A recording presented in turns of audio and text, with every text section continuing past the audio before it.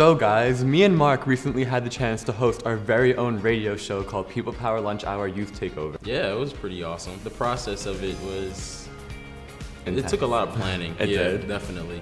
And so, it was kind of last minute, but like once we got it, like it was pretty good. it was fun too. I think my favorite part of it was having the guests come in. Oh yeah, You know?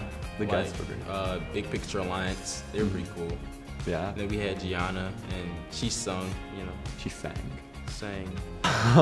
Yeah, it was really great. They definitely made the studio come more alive. Our segments were pretty cool, but I think that having the guests there really like made it better.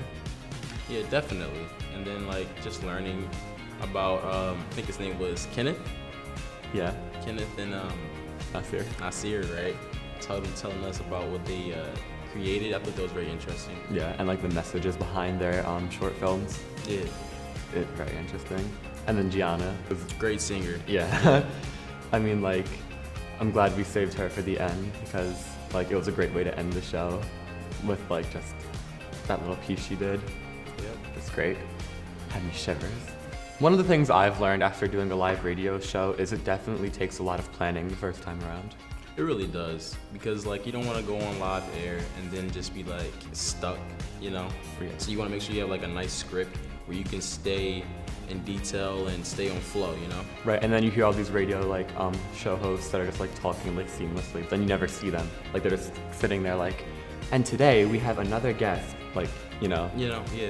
And it's just like, especially when you do it the first time, you just like, you need that like foundation of like, what am I gonna say next? What was the most challenging part for you?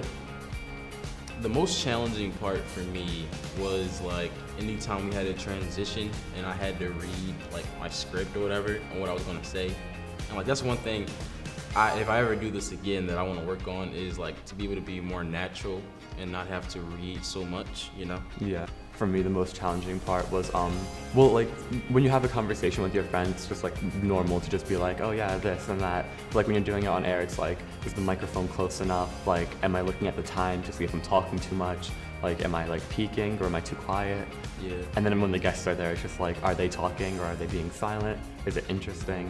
And just, like, all that stuff. But I did notice though, like once I started getting into like the whole flow of the show, it just became kind of like easy. Well, not easy, but it was like less nerve-wracking. Like once I started talking to you about the different topics that we were doing, and then we got into the interviews, it started to flow. But like the most like parts that I got most nervous at was like when we did the transitions. Oh yeah, especially because like that's when like you have to say everything perfectly.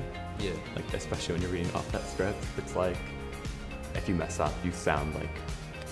Yeah, right. And then like you're live, and then like somebody's gonna call you a noob or whatever. Oh yeah. It's nerve-wracking, but it was fun. It definitely was fun. Yeah, I like doing it. I would definitely do it again. So if you want to catch more of us, you can always tune in on Philly Cam, and then we're having a show on October 5th, and it's called Peer Through Philly, and it's going to be on Comcast and Verizon. On Comcast, it'll be on 66, 966, and Verizon 2930. So, make sure you check us out on Philly Cam, and make sure you watch our premiere show, Peer Through Philly, so you can see the rest of the fellows and the amazing work that we've been doing here. Thank you.